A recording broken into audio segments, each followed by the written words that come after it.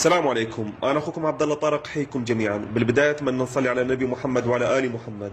هاي المسكينة قبل فترة زمنية أنقذت أمها بعد ما قامت أمها برميها بسبب القطة مريضة. الحمد لله عالجتها وولدت هاي الصغيرة. تعاني من طاعون وحالتها يرثى لها، نقلتها وهنا ركبت مغذي إلها وأعطيتها أبر مقوية وفيتامينات للجسد. وبداية مرحلة علاجها كانت تعاني وما تقدر تاكل ووضعها تعبان إلى درجة، لكن الحمد لله بقيت أيام ما أنام أسهر للصبح أطعمها عن طريق الزق بالأوبر وتقديم العلاج إلها.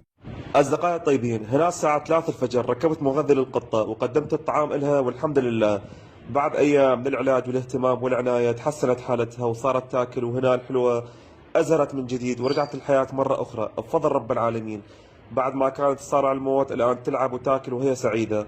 بالنهاية هاي الحيوانات بالبداية الناس تشتريها وتهتم بها وتلعب وياها، لكن من تتمرض يتخلصون منها بالشارع. للأسف تذكروا الله يشاهد كل